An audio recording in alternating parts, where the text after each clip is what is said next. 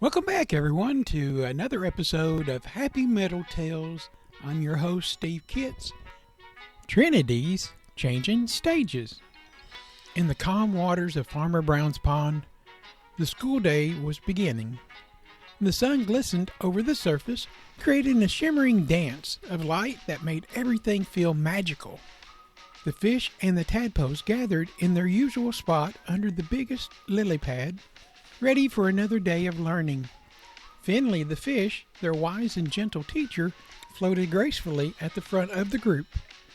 She loved teaching the young ones and was always eager to share new lessons about life in the pond. "Good morning, everyone," Finley began with a warm smile. "Today we're going to talk about growing up and the changes that we all will go through."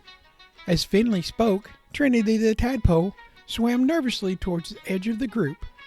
She was feeling self-conscious about her legs, which were growing longer each day. The other tadpoles, Ethan, Jacob, and James, had been teasing her recently, and she felt different from the rest of the group because she was the only one that had legs starting. Ethan, who was very intelligent but sometimes a little bit too direct, whispered to Jacob, "Look at Trinity's legs. She looks so funny." Jacob, always the athletic one, laughed and added, "Yeah, she's halfway between a tadpole and a frog." James, the loving and special baby toad, didn't join in the teasing, but he didn't stop it either. He just watched, feeling unsure about what to do. Finley noticed Trinity's discomfort and the boys' unkind behavior towards her. She decided that it was time for a lesson to be learnt that went beyond the regular subjects. "Trinity, would you come up here for a moment?" Finley asked gently.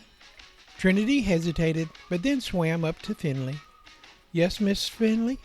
"Trinity is going through a very special stage in her life," Finley explained to the class.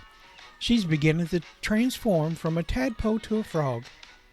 It's a natural and a wonderful process that all will have to go through." The boys looked at each other. Their teasing smiles faded away. "Just because Trinity looks different now doesn't mean that there's something wrong with her," Miss Finley said. "In fact, it means that she's growing up, becoming stronger and more capable. One day, you'll all go through that similar change, and you'll understand how important and special that it is." Ethan raised his fin. "But Miss Finley, why does it have to happen different times for everyone?" "Well, that's a great question, Ethan," Miss Finley said. "Everyone grows at their own pace. Some changes happen sooner for some and later for others. But in the end, we all become who we're meant to be. It's important to be kind and supportive to each other during these times." Jacob looked down, feeling a bit ashamed. "I'm sorry, Trinity. We shouldn't have made fun of you." Ethan nodded. "Yeah, we're sorry. We didn't mean to make you feel bad." James, who had been silent, swam up to Trinity. "I think your legs are cool. You're going to be a great frog." Trinity smiled, her confidence slowly returning. "Yeah, thanks, guys." Miss Finley smiled, proud of her students.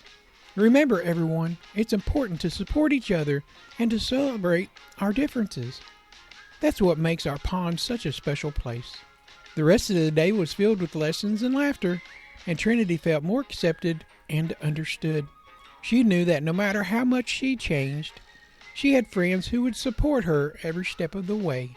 As the sun set over Farmer Brown's pond, casting a golden glow over the water, the young fish and tadpoles swam together, their bonds of friendship stronger than ever. The end.